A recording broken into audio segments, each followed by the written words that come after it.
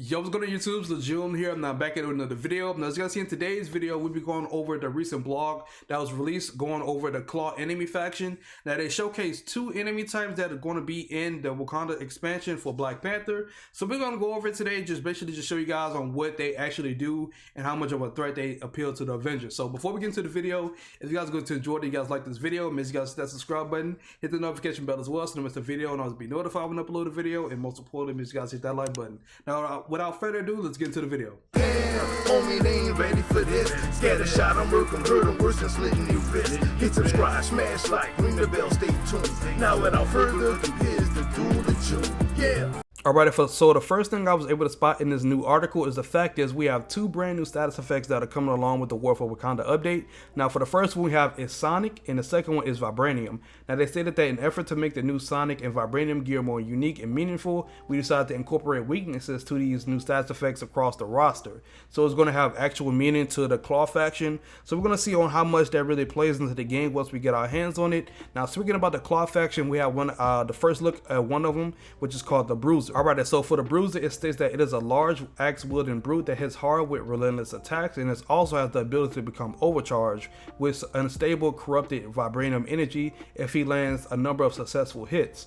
So that is pretty interesting. I like the fact that these enemies with the Klaw faction can actually become overcharged. So it's going to be pretty interesting to see on how they interpret that, or just make it go in the game and see how much it really works. So speaking about overcharge, we have an explanation on overcharge itself for the Klaw faction enemies that come along with the War for Wakanda update. It states that when an enemy is overcharged, they take reduced damage and hit reactions are downgraded but not ignored like overshields. So basically that example for overshield enemies, if you try to do any move that is like a stun or does a stagger, it's not going to have no effect on them because they have overshields. But the fact is, for overcharge state for the Klaw faction enemies, they will still be able to get staggered and all that. So that's basically like a clear example if you guys didn't understand it enough. So it states that the overcharge state also unlocks special abilities and attacks that these enemies do not have otherwise when they're not overcharged. So it's going to be pretty interesting to see what they have with that. And it also stated that they'll stay that way until they're defeated.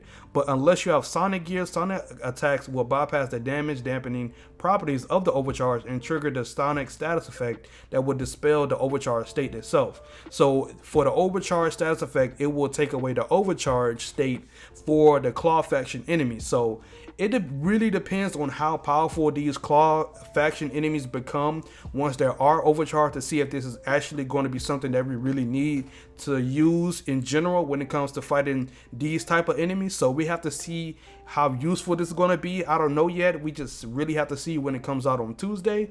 But it's very interesting the fact that, like as I stated before, that these enemies can become overcharged. It's something brand new into the game, so I like it. And also the design for it as well is pretty nice, that it's just cloaked in red vibranium energy. So it's pretty interesting. I like that. So for the next one I'm about to get into is the Strategist. Alright, so the next enemy that we're going to get into that is in this blog is the Strategist. Now I stated that the Strategist is more of a support type enemy that also has drones that go around the battlefield and buffing Klaw faction enemies and also debuffing the Avengers. So it's going to be pretty interesting to see how much this debuff actually does to the Avengers. See, like, say for instance, you have a damage buff activated or something like that, and once the drone goes to you and debuff you, your damage buff just goes away, something like that. I don't know if they're gonna do that, but we gotta see when it officially comes out and see how these enemies really work around. But it is stated that these drones can be defeated with range attacks. So if you got a good amount of range, you could possibly one-shot the drones, because the drones in the game right now really don't have a lot of health and defense unless they're overcharged. I mean, not overcharged, but have the overshield. So it depends. It probably might be easy to take down, but it is stated that once all the drones are defeated, the Strategist will activate a defensive aura, which is called the Sonic aura. Now basically the Sonic aura is it really looks cool with the screenshot that they have. It's basically like an aura that protects them, and it's like a reflective shield basically.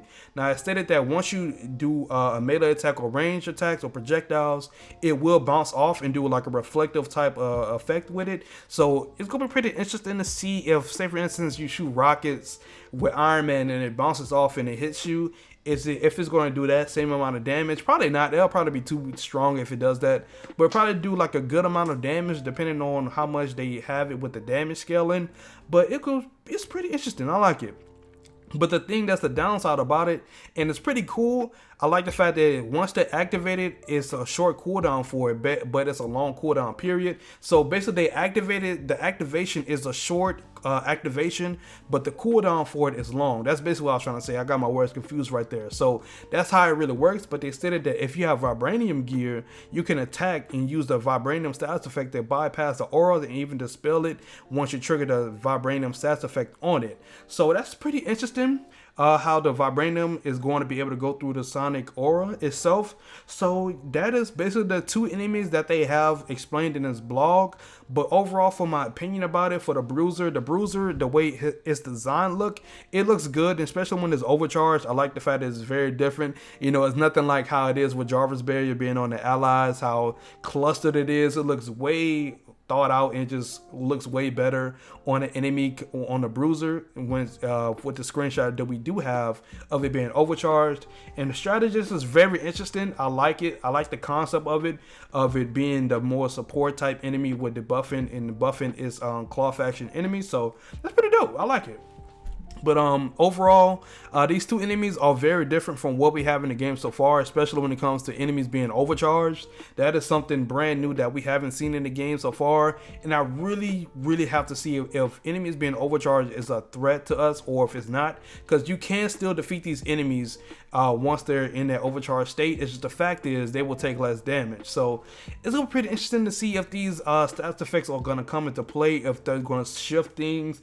I know it's gonna probably make grinding even more longer, especially with how it is to obtain gear with the perfect rolls, perfect stats, and everything. So I don't know. We gotta see. We gotta see how this really goes out. But the enemy factions that we do see right now, when it comes to the Bruiser and the Strategist, they do look pretty interesting. So I cannot wait to see on Tuesday or I guess say Monday when I do the stream on how many enemies that come along with this expansion and how different they are from the AIM robots that we have in the game so far. So yeah, that is the blog that we have today. I hope you guys enjoyed today's video as I enjoyed making it.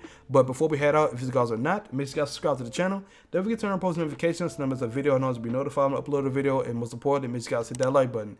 Now, of course, I do stream on Discord. Not stream on Discord. I do have a Discord. It's called the June Cave. We go over everything dealing with Marvel's Avengers. Got the nice upcoming games and future games as well. So you gotta join. If you guys want to join it, the link is below for that one as well. Also, I do stream on Twitch. If you guys want to come out to the Twitch streams, the streams do be litty. I will be streaming on Monday for the War Table for Black Panther. So make sure you guys come out, and you don't want to miss it. I promise you it's gonna be litty.